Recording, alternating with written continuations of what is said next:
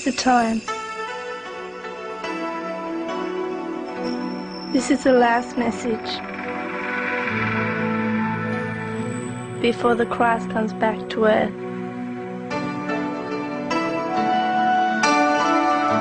Hear this message. For a long time, mankind has been hanging on the cross.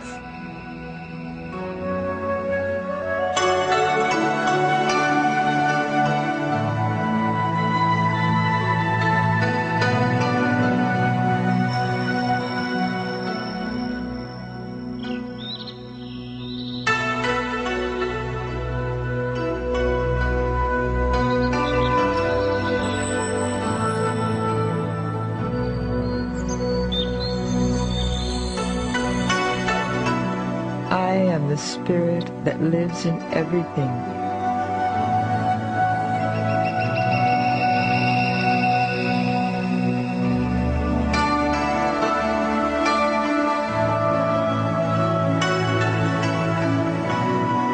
I am the voice in the cosmos, in the wind, and in the nature of all that is.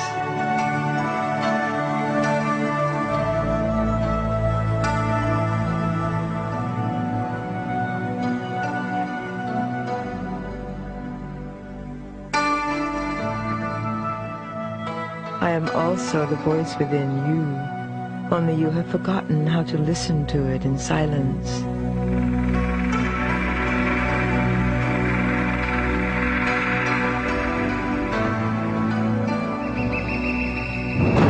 So listen now to the message on the outside, which is important during the last days of this old world, because every ending is also a new beginning.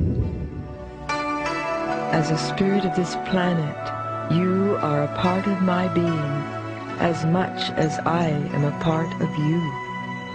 Through you, I have lived thousands of lives to gather my experiences. Concealed within you, I've experienced innumerable cultures and personalities within the eternal cycle of life. When life reached its peak after having evolved from the minerals through to flora and onto fauna, the snakes of wisdom, the already completed angels, descended in order to grant man his higher inner guidance. Therefore, two voices now lived in each man. Through reincarnating from one to the next life, he felt drawn towards his higher self. Now the time of awakening has come, when each human being can unite with his higher self in order to accomplish his ascension.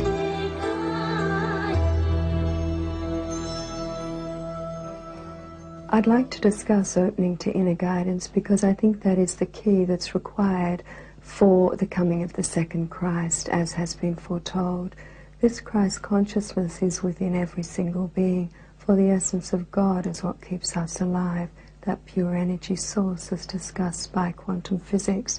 It is imperative at this time that we develop discernment, the ability to discern what is right for us, to listen to our heart, and to feel, to go with our intuitive guidance. What a lot of us are now doing, or becoming aware of the necessity of doing, is really learning to listen to the Christ within, to open up to the inner teacher, to open up to our inner guidance. And the way you do that is, again, simply aligning to the energy that sustains you through breath work, through light work, through conscious awareness and mind mastery. When the sleeping God, the master of all that exists, became conscious of himself, the indefinable split into being and non-being, into spiritual world and material world, into the higher heavens of transcendence and the lower worlds of duality. The cosmos formed with all its dimensions and parallel worlds. The world of opposites, which we call duality, came into being. So there are immortal worlds which never experience change, and there are worlds which experience life through constant change. In order to be able to experience himself in infinite diversity, he created out of himself unlimited part consciousnesses, cosmic monads who gather infinite possibilities of experience in worlds of duality, for the source of all existence. Every cosmic monad can gather experiences through the world of opposites, also known as polarity.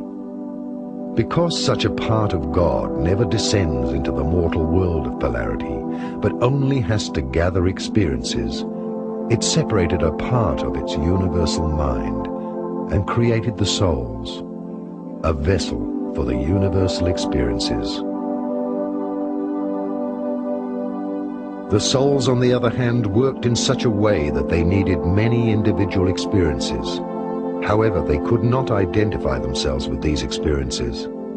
Therefore, they created a vessel, which we call the physical body, so that they could gather experiences by reincarnating from one life to the next in the world of opposites and slowly become perfect.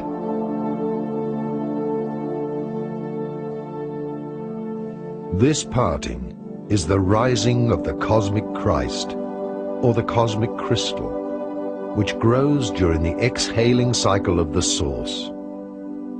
One could also compare the growth of the cosmic cycle with the tree of life. Matter is the slow transformation from spirit into light and sound, and ultimately into alchemical crystallization. We are condensed shapes of light, like leaves of a tree, which after falling in autumn are reborn in springtime. Our experiences are preserved in the souls. The cosmos is like a school with many classrooms, and therefore there are, as in a school, different grades of maturity. These grades of maturity of the worlds are separated by different levels of vibrations of matter in different dimensions. Thus, different material and spiritual worlds may exist in one place simultaneously. The physical eye, which perceives everything on the frequency of the three-dimensional world, can see only the three-dimensional world. There are 12 planets in our solar system, 7 on the material frequency, which are inhabited by higher developed beings, and 5 inhabited in the spiritual dimensions. Good afternoon. We are here. It is our pleasure to be in your reality once again. And we are, of course, the Pleiadians, and as we've said, it is our pleasure to be here at this time to communicate with you, to give you an opportunity to understand our energy and who we are. This one that speaks through us, we call her our vehicle. She has given you an opportunity to listen to her interpretation of what she feels is taking place as a result of our contact with her. We would like to share with you for a few moments what we feel is taking place. You are sitting in what is called as a species on your planet in a crack in time. You are integral as humans to events that will change the entire course of the history of the universe that you occupy. This restructuring of Prime Creator's creations has to, let us say, it is accelerated in certain places that are pockets. Your Earth is one of these pockets. In actuality, your Earth is a library. It was originally designed as a place to store and hold tremendous amounts of universal data. You have occurring at this time what is called the return of the gods. Who are these gods? For eons it was understood that the gods came from space. Yet only recently, in your very short memory, have you separated these gods thinking that the gods of the religions had nothing to do with what lie in the great cosmos outside of your planet. Now ideas are being fused together within the human species, and you are beginning to understand that the story of who you are and the place you occupy in existence is much grander than anyone ever dared to tell you. The big secret that has been kept from the human race. Well, it is no big secret any longer. You are surrounded by thousands, hundreds of thousands of forms of intelligence, millions of forms of intelligence in actuality that are magnetized to the earth plane at this time, because you, as a human species, must transmute yourselves. You must move into an entire new consideration, a reorganizing of your basic assumptions of reality. This is not so easy. It is challenging. There will be much chaos that will come first in order to bring about this restructuring. Many of you are confused and do not understand what is taking place. The best advice we can give to each of you is to go inside, to listen, to become like the child, full of wonder. My name is Amnek Anek, and I come from the planet that you know as Venus. But at one time we were a physical society. Now we reside on the astral dimension. I manifested a physical body in the spiritual city of Retz that resides on the physical as well as on the astral level in 1955 as a child to come into your societies. And I walked to a spaceship with my uncle Odin, who was also manifested a physical body to work as a scientist here. And together we came, and there I resided on Earth for a year in a temple in Tibet that is used by the aliens to adjust to the physical gravity and to the environment here. So when Venus was going through this change into the process of from the physical to a higher dimension, there was a gradual process of change where that they went from the physical to the astral. Their whole societies were transferred there. Their vibrations were changed by their level of consciousness and the way that they thought and the way that they lived their daily lives. The Venusian people knew that this process was taking place and preserved one city, the city of Retz, under a climatic dome on the surface of the physical Venus to give them the ability to come into the physical and work here to raise the consciousness of mankind on Earth. Now, Earth is going through similar processes of change, where that their consciousness is gradually changing and getting to a higher degree. And if this continues, if we continue with our work and spiritual development here, this process will take place on the physical very much the same way. It's not a dramatic change. It's so gradual and so natural that it's almost undetectable by the people that are in the process. Mankind has always asked where it came from and where it is going. Scientists of all ages have tried to find the origin of life through physical evidence. They have split matter, studied the microcosm and macrocosm, but even so, they only observed life from a certain perspective, adding rows of parallel interpretations of reality. But they overlooked the most important thing of all, the creator of matter, the spirit that lives in all things, the blueprint and information which forms all matter. They see only subjective partial truths because the objective reality is an indefinable state of existence, out of which all conceivable partial truths emerge. They will keep splitting life down to the atom, but will not be able to prove the existence of the spirit. The experiment compares with attempting to capture beams of light. Human beings can never catch up with light unless they themselves become light. The same applies to mankind.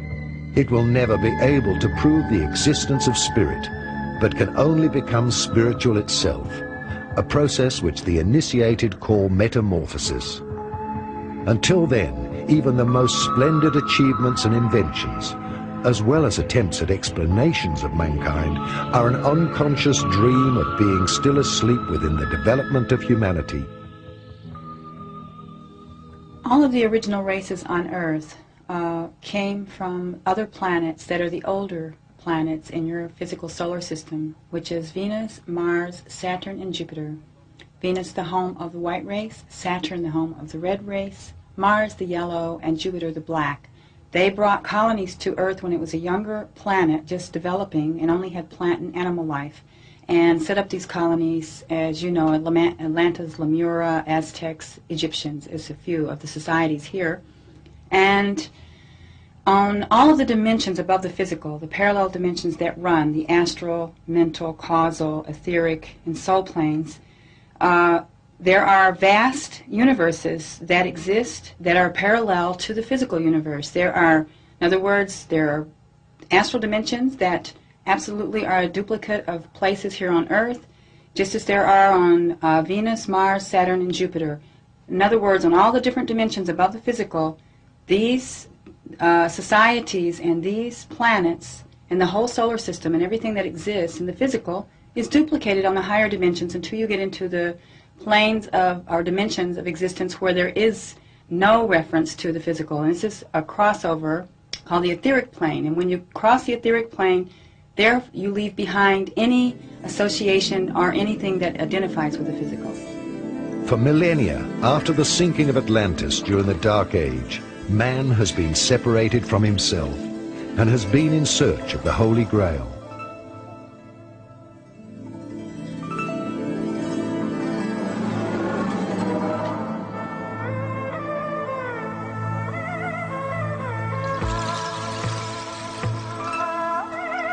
The Holy Sacral, also called Grail, was man himself. Man himself is the holy container into which the Spirit of God flows. For thousands of lifetimes, mankind's developing soul has searched for itself during the descent of consciousness.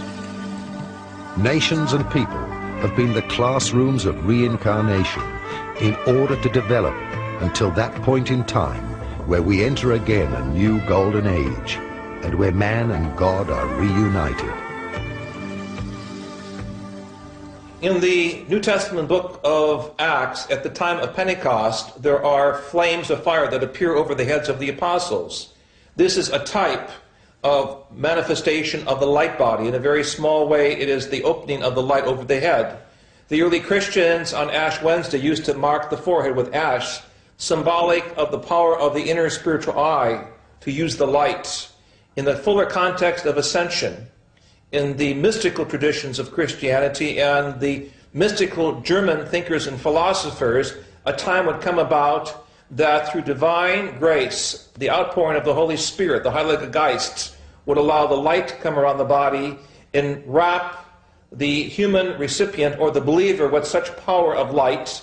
Here we call this light superluminal light, or greater light than the conventional or common light, which such power and majesty that that person can go directly into the higher dimensions. This is normally called the rapture or the ascension process. It is clear that in the context of ultra-terrestrial intelligence, large members of the human race will experience through the tongues of fire, or the miracles of the Holy Spirit, or the conjunction with the ultra-terrestrial forces of divine intelligence, the upliftment or the ascension into the higher Christ race of the universe. Therefore, becoming human has only been a cycle in order to gather new qualities for the cosmic source through suffering and happiness. And once again, we have arrived at the end of a cycle of the cosmic plan of humanity. The survivors of the inner and outer period of cleansing, which have already started, are the seeds for a new spiritual mankind, which will emerge from all nations. It will be the first root race of the fourth planetary cycle, which will rise again into higher consciousness. For some, it will be like the past sinking of Atlantis. For others, like a return, a rising of Atlantis and of its teachings of wisdom. Because fundamentally, every event can be viewed from two sides, from a positive side or a negative one.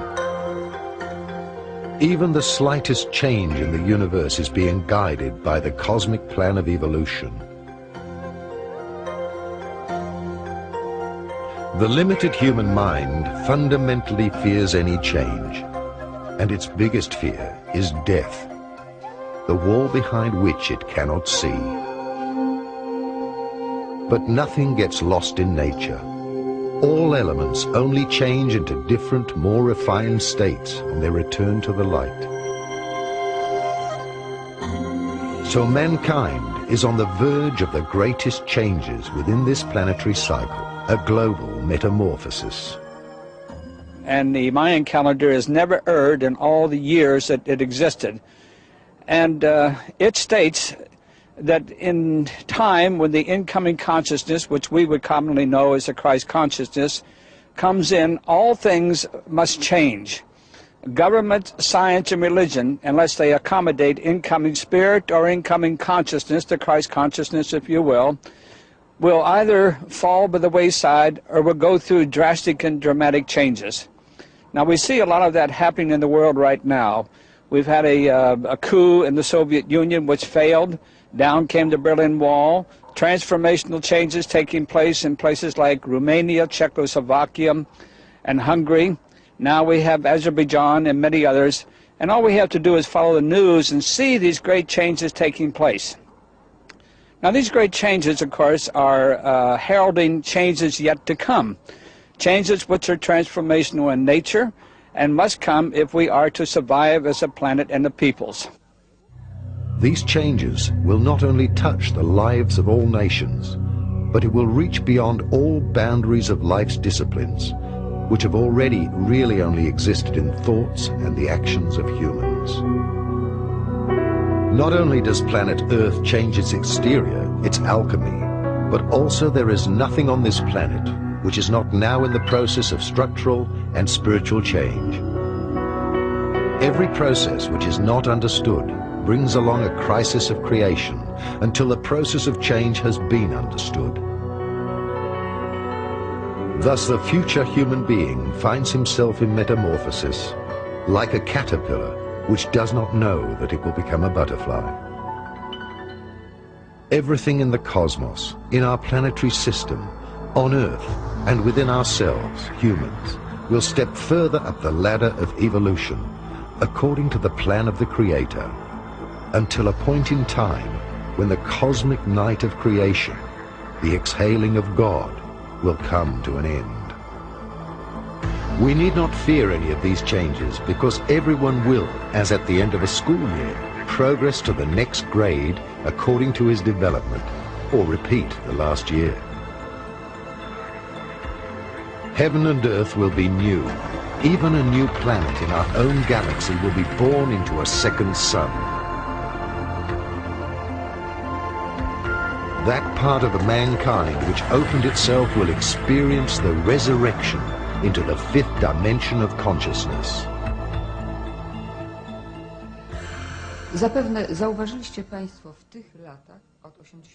You probably noticed in this period, starting from 1983, that there were many changes both in human outside behavior and in the feelings of our physical bodies.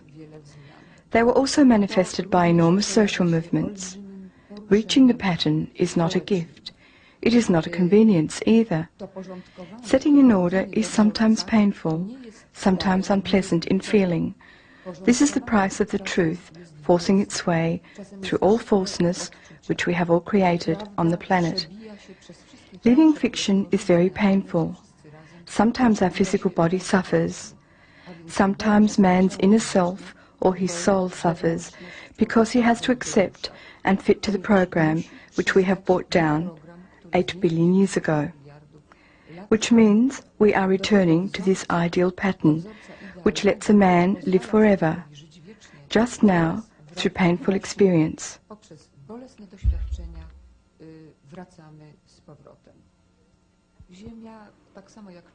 The Earth, as well as mankind's introduction to the pattern, entered the final period of metamorphosis from the 3rd to the 4th of December 1983. This process will be finished finally in the year 2000. These last years are the time of enormous inner turbulence in mankind and in the planet, because the Earth, equally as mankind, has emotional, mental and physical bodies. The Earth has to come back to the pattern, in other words, to the spherical form.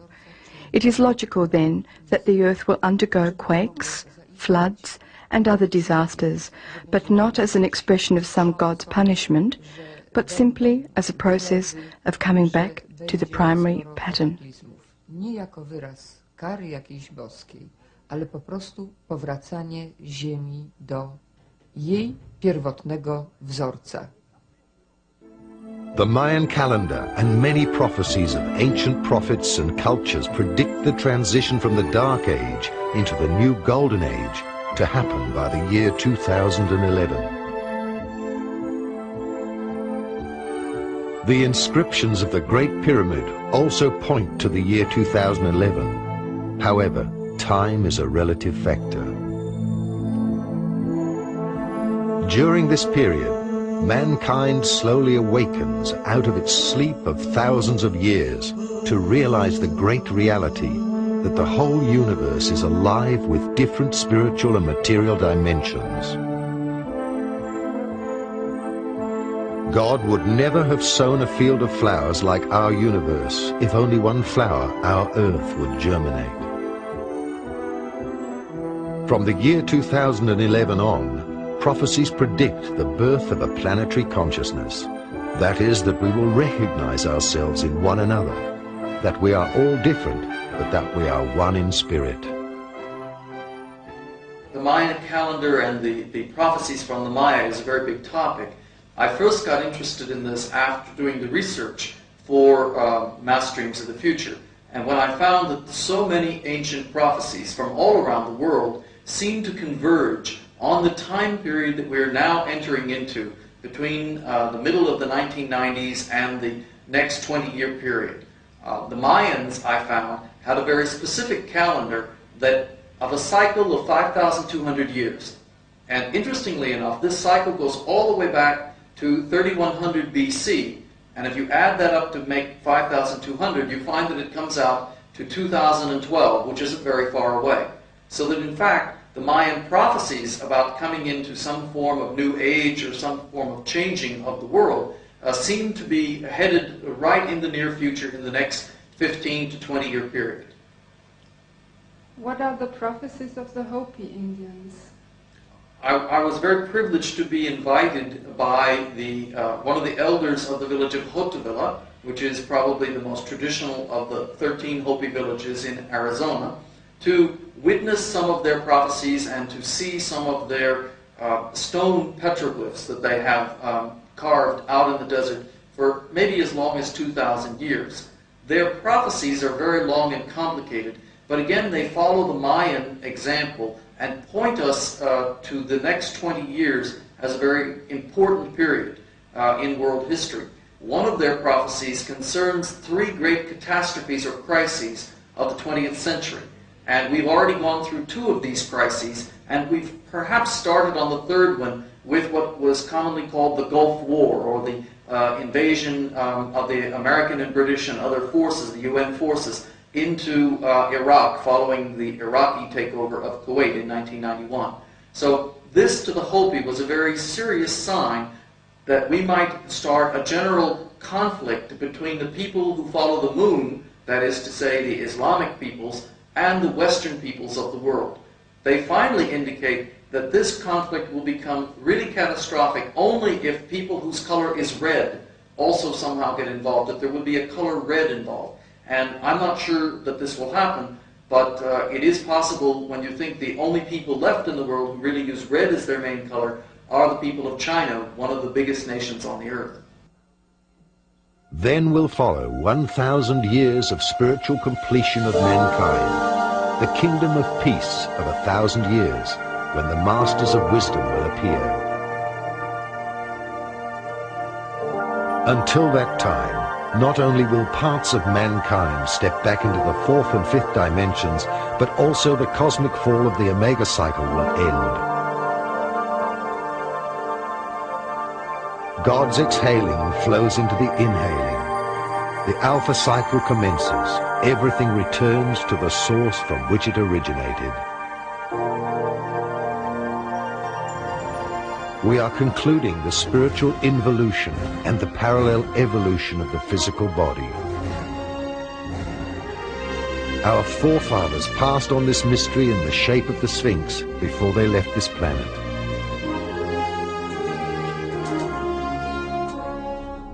The descending spirit of the sun, also called soul, embodied in the human beast, has experienced the crucifixion of the soul through reincarnation. After the death of the human beast, who symbolically represents the animal qualities of the human ego, man will be reborn in spirit through the completion of his ego.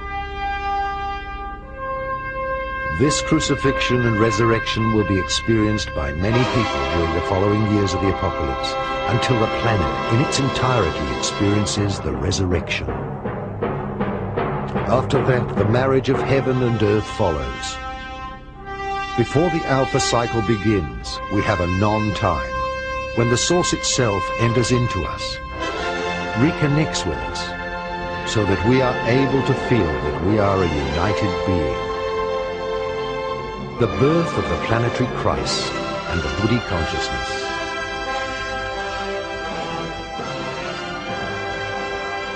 The return of the Christ, the return of the teachers of the worlds, the returning of the extraterrestrials, or heavenly master teachers, therefore all point towards this event.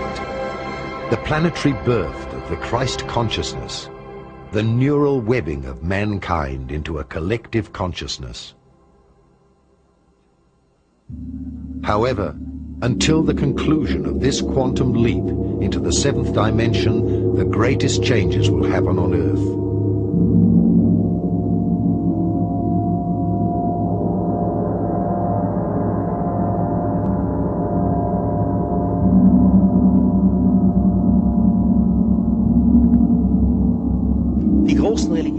All great religions of today are familiar with the idea of a second coming. We Christians await the return of Jesus. The Apostle Lucas and Marcus write about it. He will be enthroned in the clouds.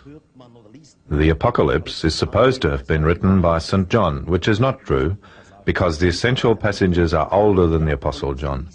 In the Apocalypse we read about the signs and plagues that will come upon humanity. A star would fall from the sky, the moon would light up, and the heavens would roll up and unfold like a manuscript. Earthquakes and false prophets would come, and man would wander about not knowing what was happening. A group of men will finally survive the second coming of the gods, the so-called Final Judgment Day. But this is not only so in the Christian community.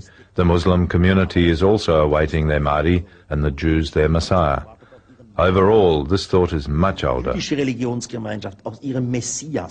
Let us go back to Babylon and Sumer, where we find the gods Baal and Baal, which are one and the same. In Old Egypt, we obviously find the sun god Ra. All these gods have promised to return in the far future, and since that time, the belief of a second coming is kept alive.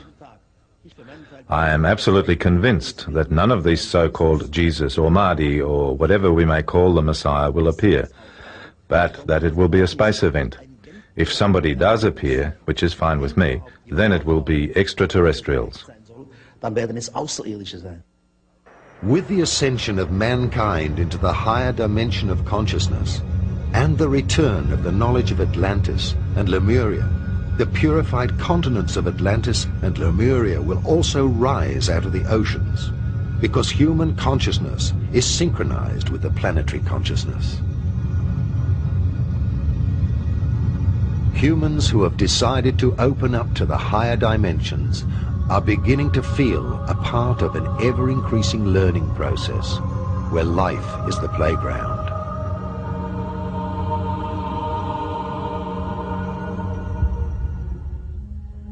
On the other hand, humans who have subconsciously decided to remain in the third dimension with their consciousness will not feel any great changes within themselves.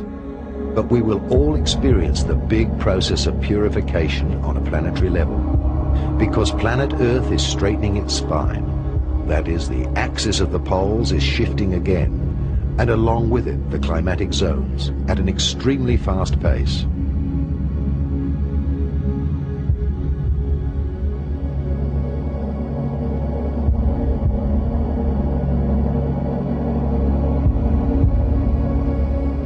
The shifting of the poles has already begun. New cosmic energies will then flow through the spine of the Earth, that is the axis of the poles, and be distributed across the electromagnetic field of its aura.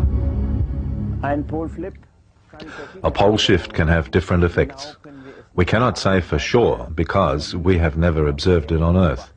But the fact that Earth is a gigantic magnet indicates that if it shifts its poles, the inner Earth will be slightly unbalanced. Kann es durchaus sein, dass das Erdinnere ein wenig durcheinander kommt. It may lead to volcanic eruptions, landmass shifts, or earthquakes, and of course tidal waves both enormous and small. Naturally, we must distinguish between the pole shift and the axis shift. Because Earth spins like a top, it is almost impossible that the axis would shift. In any case, we can't make a scientific statement about it. Theoretically, it would seem that an axis shift would be possible, but by whatever process, the Earth crust could shift, and for man on Earth, this would have the same effect as an axis shift. On the basis of scientific research, we can say that many such pole shifts have happened during the last 80 million years. They have occurred in a variety of frequencies. The most pole shifts we have had in 1 million years were 4, but there were also 1 million years where we only had 1 pole shift. So the frequencies of the single pole shifts are subject to fluctuations. Das ist also großen Schwankungen unterworfen, die Frequenz der einzelnen Poleflips.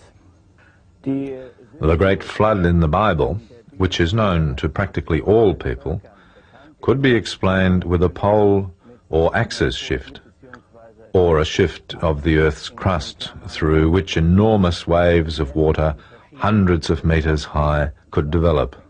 Bei dem es unter Umständen sehr große Wasserwellen und hunderte von Meter hohe Wogen geben kann. My observations with this device go back over the last 10 years.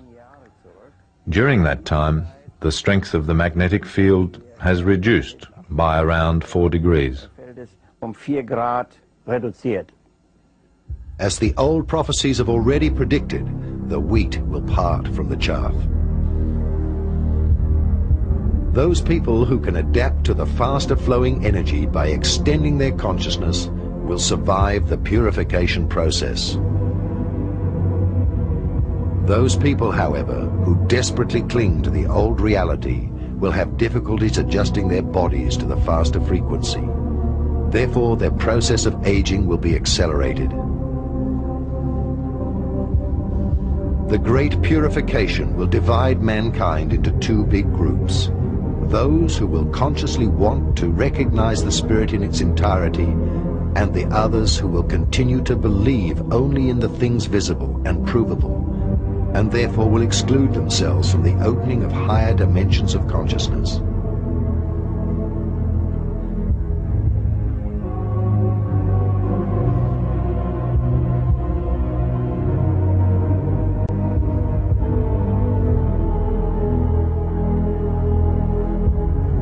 Many prophets, such as those mentioned in the Apocalypse of the Bible and by Nostradamus, have predicted that within the next stage of transition from the 3rd dimension of consciousness into the 4th and 5th dimensions, large disasters will occur.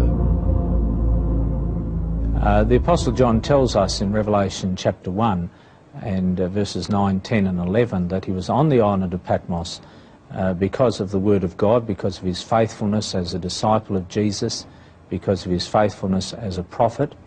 When John focused upon the return of Jesus Christ the second time, he focused upon what we find in other places in the Bible about how Jesus will come and why he will come and what will happen when Jesus Christ comes. John in Revelation chapter 1 and verse 7 made it very clear that when Jesus Christ returns, every person who is alive on planet Earth at that time will witness that coming. Every person will see him come.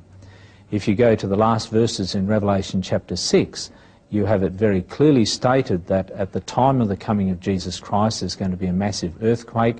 Every island will move out of its place. John uses the word saying that the heavens are going to roll back, as it were, and the glory of Jesus Christ and the Father is going to be revealed to people. Many people will be absolutely terrified by that event, and we read in Revelation chapter 6, in the midst of the earthquake and the sun going dark and the moon turning to blood and stars falling from heaven, you read of people who will be terrified and will be crying out to the rocks and the mountains, fall on us and hide us from the face of him who sits upon the throne and from the wrath or the judgment of the Lamb. The term Lamb is a symbol of Jesus Christ throughout Scripture. And so you read of the coming of Jesus Christ at that time. And then, of course, in answer to that question, who will be able to stand at that time, which is the question asked at the very end of Revelation chapter 6, you have the answer of Revelation chapter 7. You have those spoken of as the 144,000, those who receive the seal of the living God upon their foreheads, and you read of them further as the great multitude as you read through Revelation chapter 7. A very detailed description of the coming of Jesus is given to us in Revelation chapter 14, verses 14 to 20, where the coming of Jesus is described as a harvest. If one compares all the prophecies of writings such as the Bible, the secret revelations of John, the Quran, as well as writings of recent seers, and well over 100 appearances of Mary until 1987, a shocking scenario of 3 large world events emerges. The 3 great judgments of the world stand for 3 large world wars, which in turn are fulfilling the group karma of whole nations. 2 of these world wars have already occurred. Many believe the 3rd will not happen. But what is the contribution of each individual so that the divine in its grace extinguishes the karma of each individual and of the nations?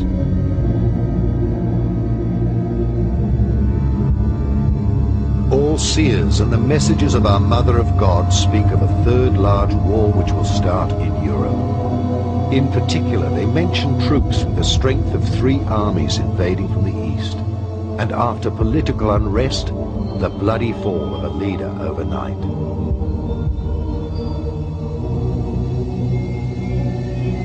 It is said in these prophecies that within a very short period as many people will die as in the First and Second World Wars together. Europe's capital cities are predicted to burn during a limited atomic holocaust.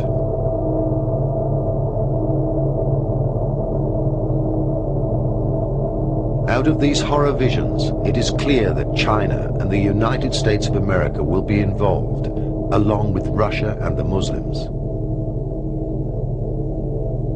After fierce battles, all of them will resort to emergency atomic action. Consequently, the supernatural judgment will inflict natural disasters to put an end to these horrific developments. It will then separate the wheat from the chaff by causing a large earthquake and darkness for 3 days to put an end to it all.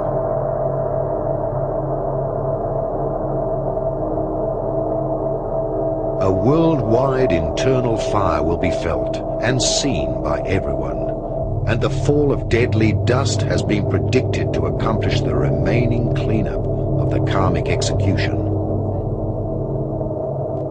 There are prophecies in the book of Revelation about a big fire that will cleanse this earth.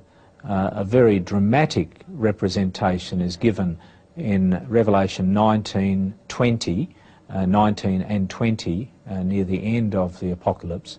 In Revelation chapter 19, we read of the coming of Jesus, pictured as him riding on a white horse, a crown upon his head, and he's coming forth as King of Kings and Lord of Lords, and he comes to execute judgment against the beast and the false prophet.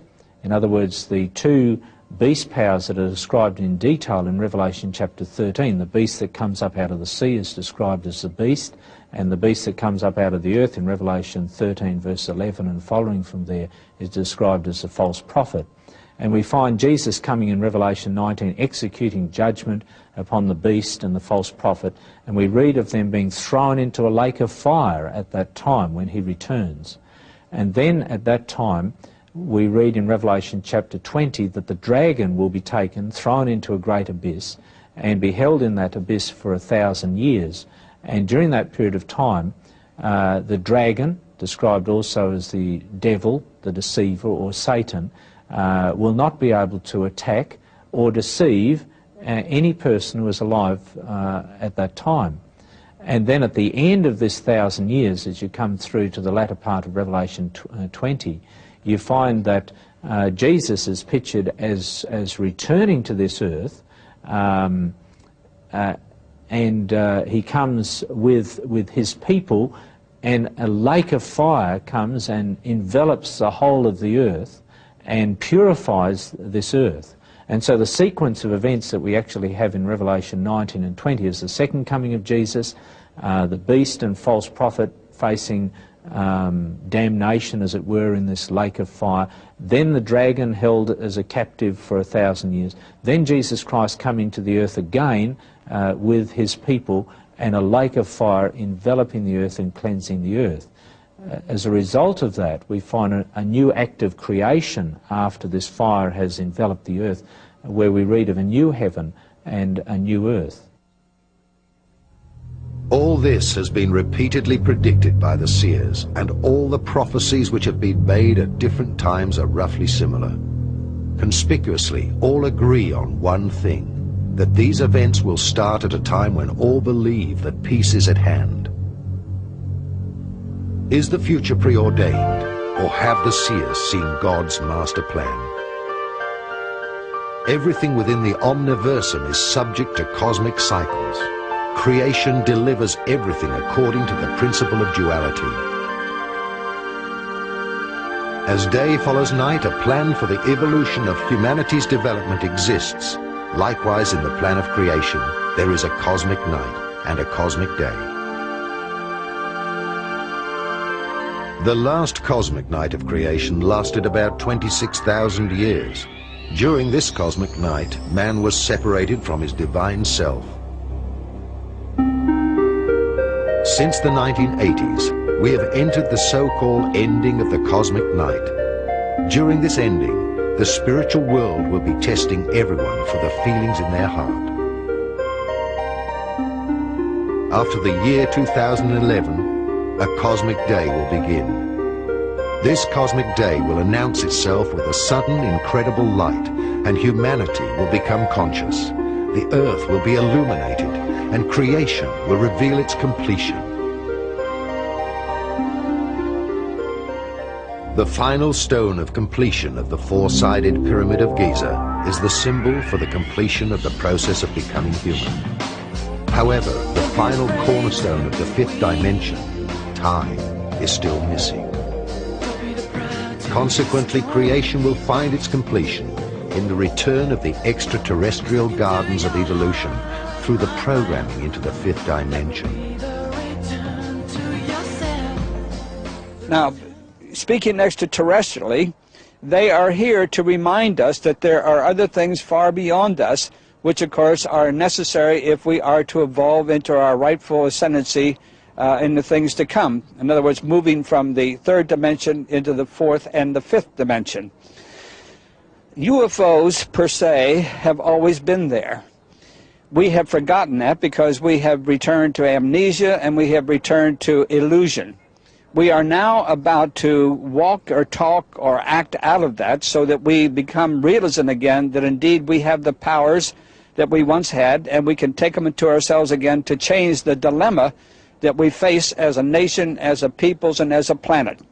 We must do this again as the people. We cannot rely upon our governments anymore. Governments basically are defunct. We don't like to think so, but they are. Governments are also a captive of many of the malefic extraterrestrials. That was true during the Third Reich. It is now true of the United States government, and I don't know how many more. It is time to turn to those who have our best interests at heart. And those who do have our best interests at heart are known as the guardian forces. The guardian forces outnumber the malefic or bad extraterrestrial forces somewhere around 10 to 1. And yet we do not turn to them, in time of need. Again, to invoke them, again to get them to step in our direction and to assist us, we must do so through prayer and meditation and love and light and balance. And if we do that again, then we invoke the power, if you will, of the guardian forces. We give them the necessary power which they need to deter the malefic forces, including the wormwood planet. These things, of course, are very simple, and I think for some people they're too simple. They would rather think that we have to turn to some advanced type of technology or some advanced type of weaponry. Those days are over. If we are to graduate as a planet and a peoples, we must return to the godly principles that we once exercised and had when we first came here, or before we actually came here from the fourth dimension into the third. We must return to that godliness. We are in the last days, and the battle of the spiritual powers to win over souls has started. Old and new prophecies are to be understood symbolically. The Last Judgment has already begun. The experience will be different for everyone. The time factor rapidly decreases during these last years, and every one of us will reap increasingly faster the harvest of the seeds that we have sown in order to fulfill our karma.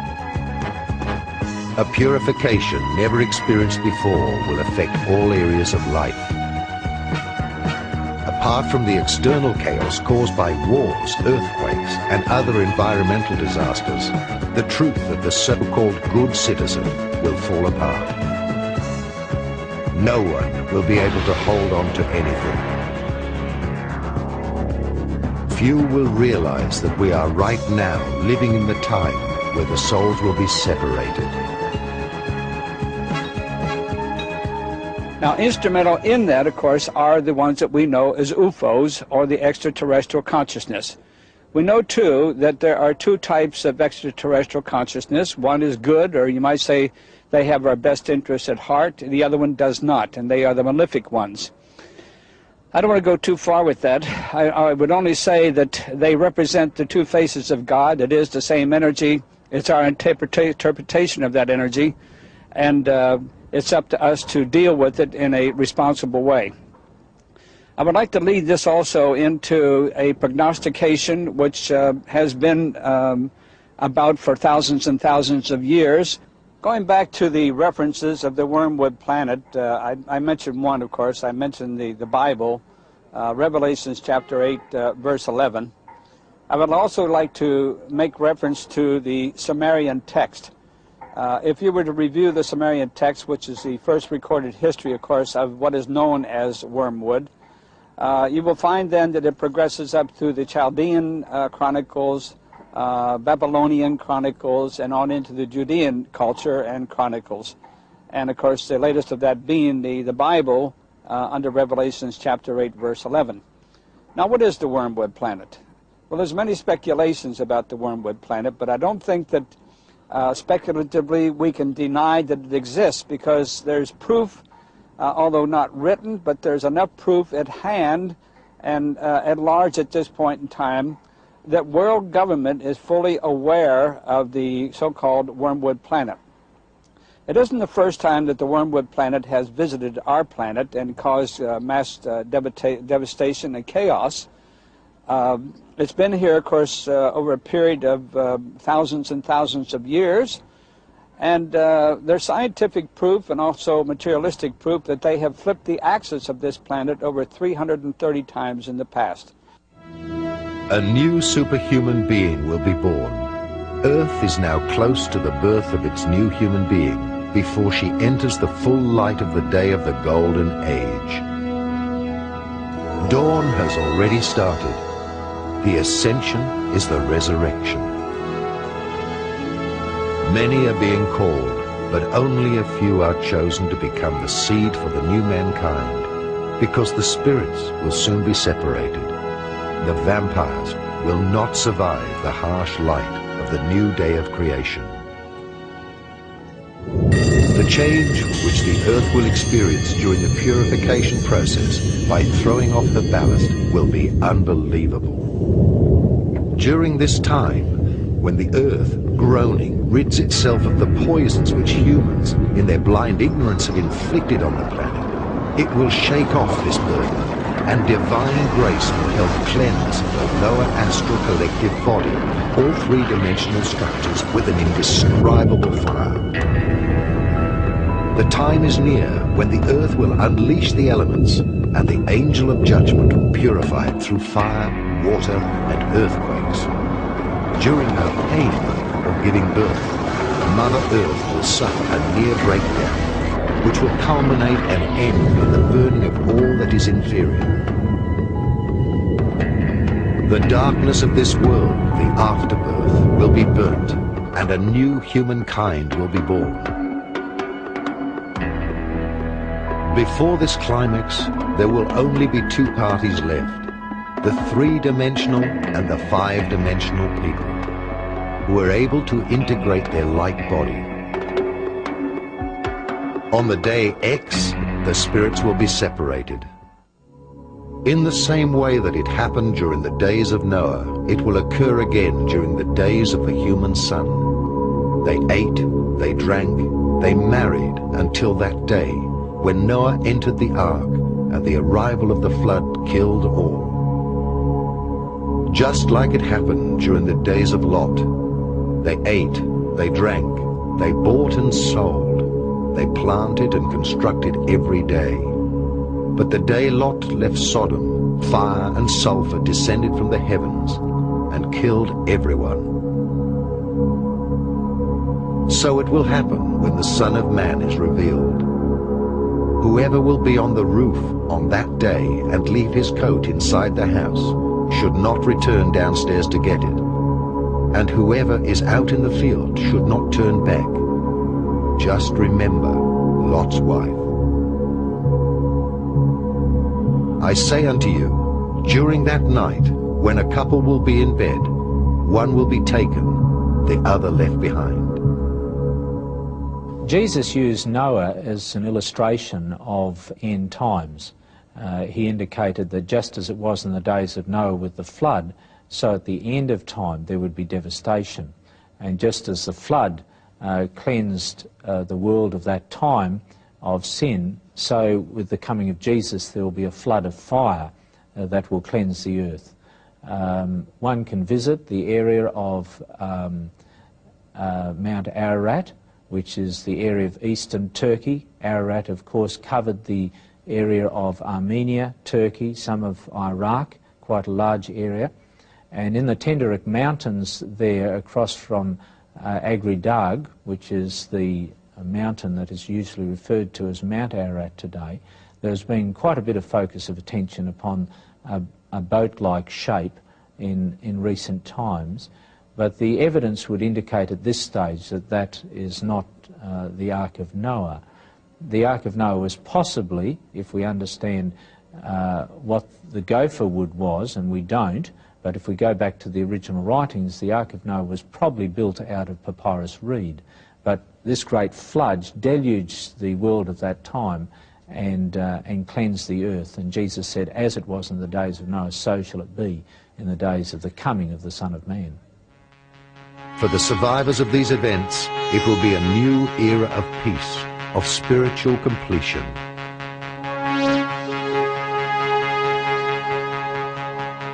The brothers of space will reveal themselves as the keepers of Christ, and a large white cross will be seen in the sky.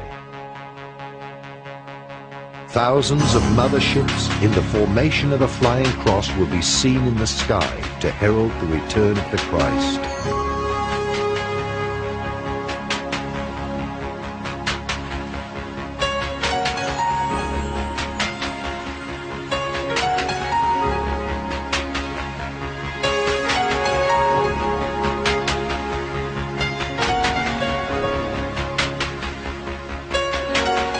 For the chosen ones, it will be important to pay attention to their intuition and to their dreams, because the higher self will be sending out impulses ahead of the disasters caused by humanity and triggered by nature, in order to be in the right location at the right time.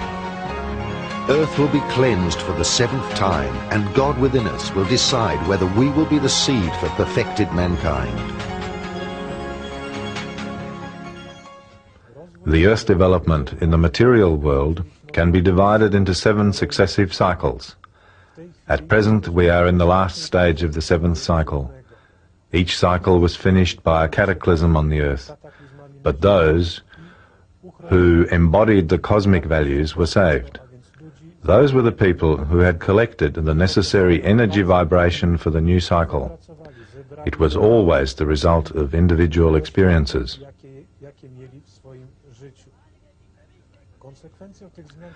Activated energetic channels and super senses are the consequences of these changes in a man's body. People receiving messages through their super senses also receive information about places where certain disasters will take place. It refers to Japan, Great Britain and some European countries. Narażone na pogrążenie się w odmętach wody. Much information we receive during our dreams, when the body is relaxed, calmed, and our intellect and personality do not disturb us. We become open to all impulses which can reach us from the outside. Everything that comes during a dream, which seems to be unreal, in many cases shows us situations which will happen here on Earth. Please pay special attention to your dreams.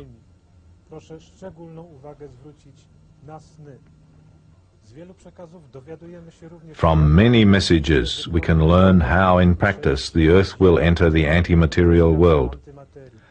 The last material cycle finishes in the 80s and 90s, so we are just in the center of the universe.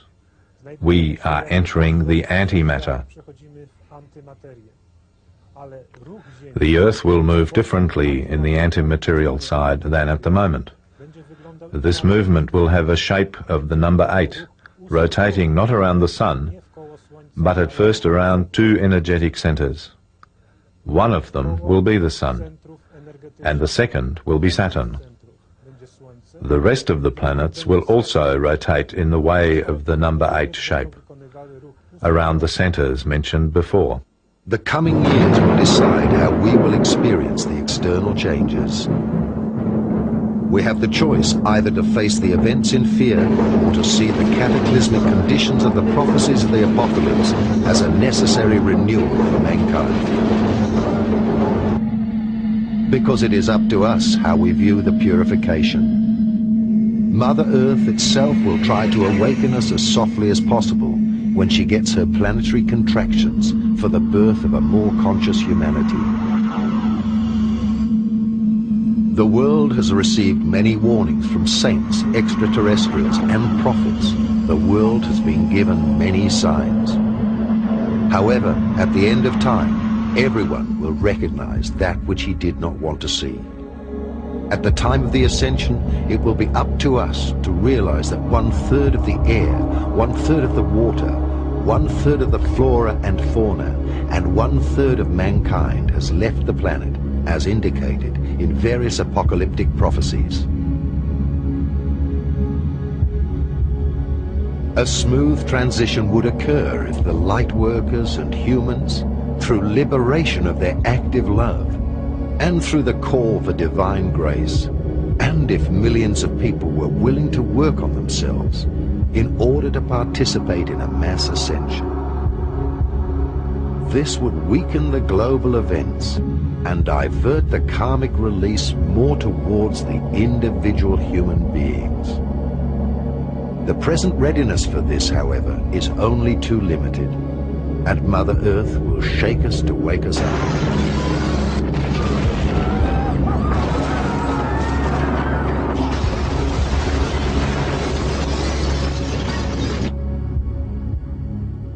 Much of the information does indicate that parts of continents will sink.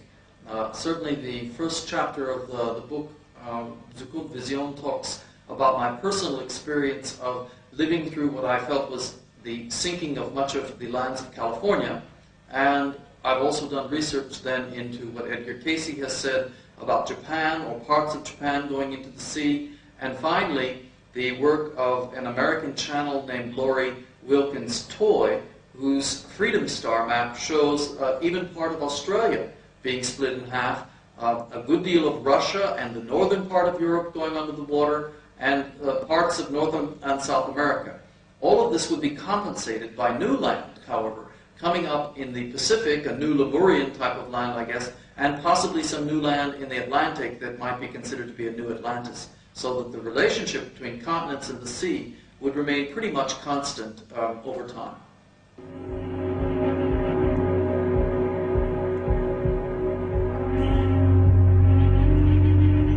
The current events on Earth should surely wake up every sensitive person to the fact that we are in the seventh ending of time, and that several prophecies have already partially been realized, or are bound to happen very shortly.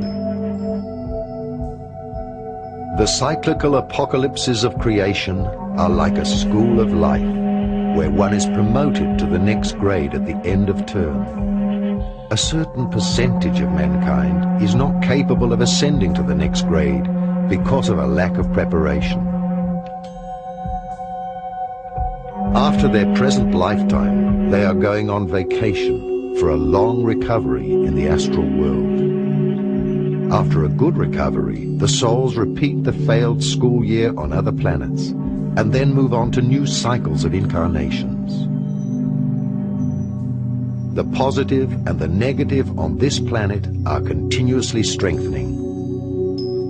We receive daily news of earthquakes from around the planet, flood disasters, volcanic eruptions, well over 100 war zones, and many massacres are causing new famines, misery, and new migrations of nations.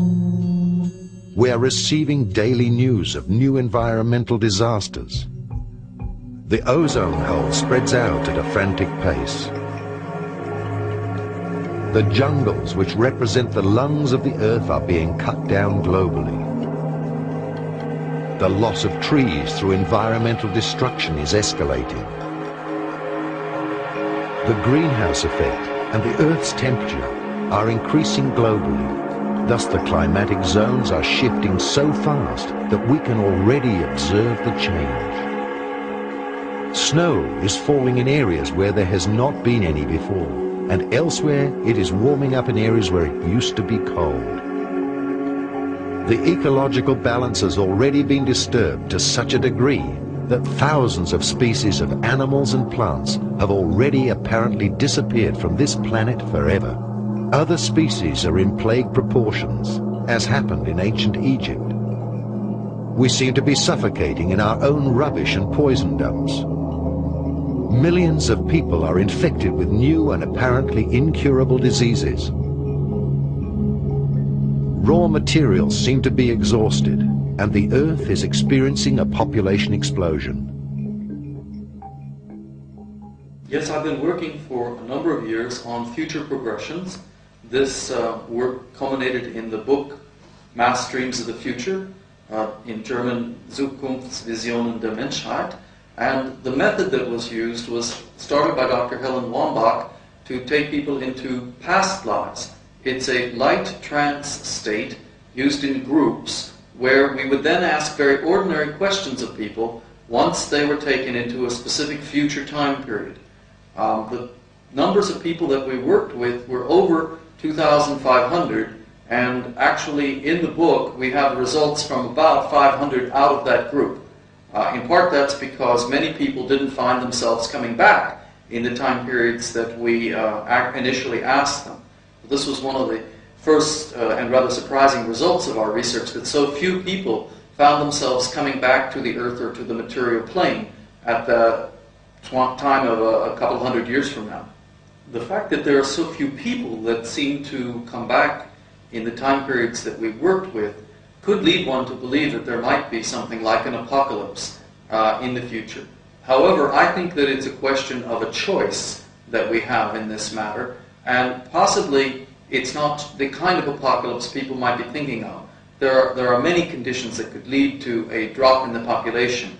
For example, we could have some worse plagues or worse illnesses than the ones we've already had. We could have, of course, atomic war, or we could have natural catastrophes that might also occur, or some combination of these. I'm not sure that anyone can answer, will there be exactly an apocalypse? But certainly the data that comes out does indicate that there will be great changes taking place. The world is becoming more hectic. Everything is about survival. Money, power, addictions, and distractions have become the companions of mankind. Some secret organizations want to gain absolute control over humanity. Religions are calling for a holy war against dissentient brothers. During a dark age, the human mind is directed towards materialism. The negative attributes of his ego are fear, guilt, control, calculation, envy, security, dominance, pride, arrogance, manipulation, and striving for power. His helpers are the present, exclusively materialistic social systems. Unlimited growth is like a cancer of mankind within the planetary organism called Earth. Fear for jobs, fear for supplies, fear of diseases. Fear seems to be the prime motivation of all social life.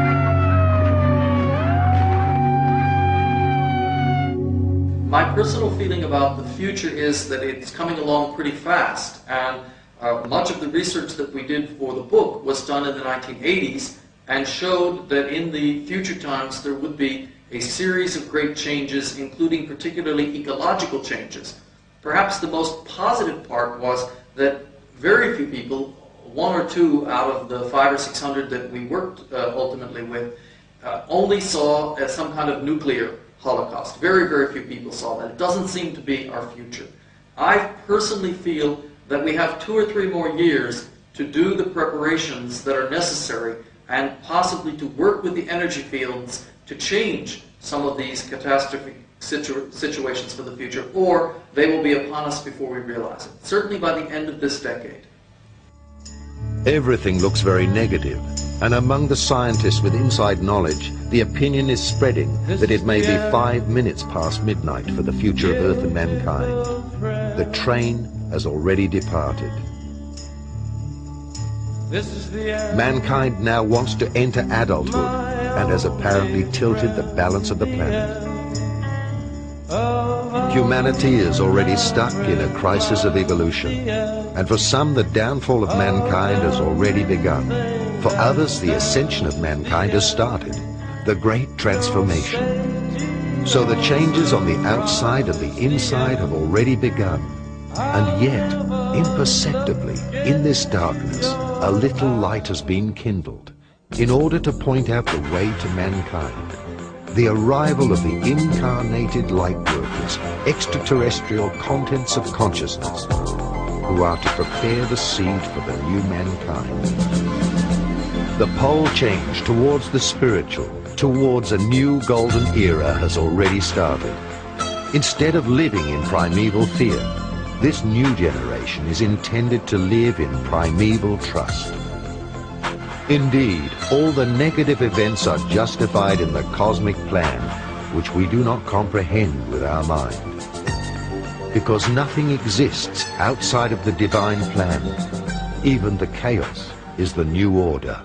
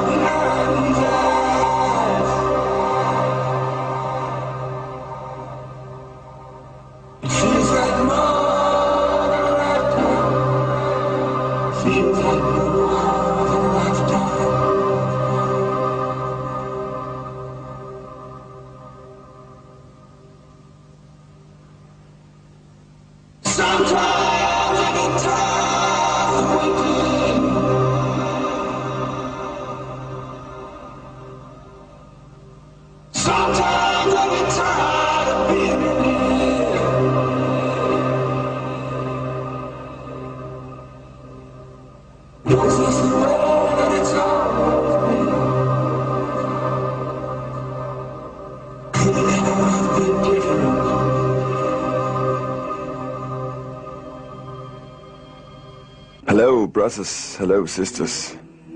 Grüß Gott. I'm Karl, and I am like I am. Just like I am. Thanks God. I know now who I am. Yeah, I'm love. I'm love, and nothing else is love. Like we all. Like we all. I have nothing to assert, no. Nothing to blame. Nothing to judge. Nobody to accuse. Nobody to accuse, and nobody to convince. Just to be as I am. As an example. Just an example. So I did advertising. I made commercials for products which we need, like cancer. Cancer. The materialized illusion. The materialized illusion around us. Yes, I didn't know about causes effect. I didn't know about the law of the echo. And suddenly I got it into me that we are all one. One with everything. And we will unite each other like we never did before. Ha! The artists. The artists. And everybody last not least is an artist, yeah? And love artists we are. We are love artists. We come together as children as we are. Just as children. Because we are children. Forever and forever and forever. And we will play the game. We will play. Play, play, play. And the game called love. Love and nothing else as love. Yeah, this is the game. And we get free of the materialized illusion around us. The luxury, the materialism, which we need, like cancer. No sickness anymore. No sickness anymore. And I got the message into me that fear is an illusion. Fear is an illusion. Ah, that's wonderful to know.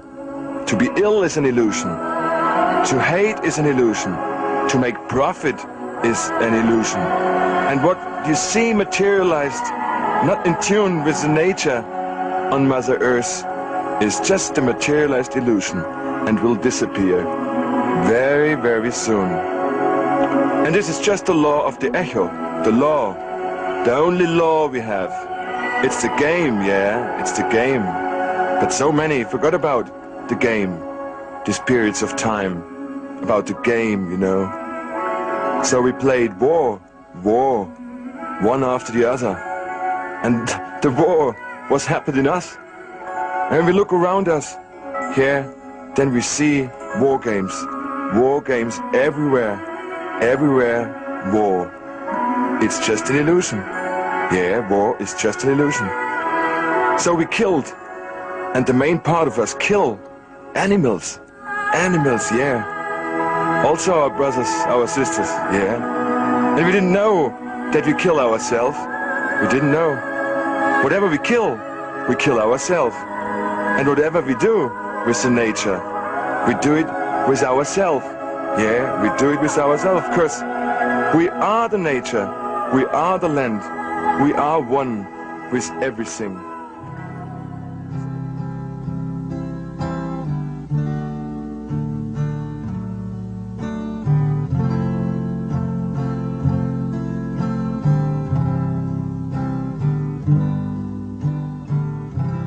The continent of Atlantis was an island which lay before the great flood in the area we now call the Atlantic Ocean. So great an area of land that from her western shores those beautiful sailors journeyed to the South and the North Americas with ease, in their ships with painted sails,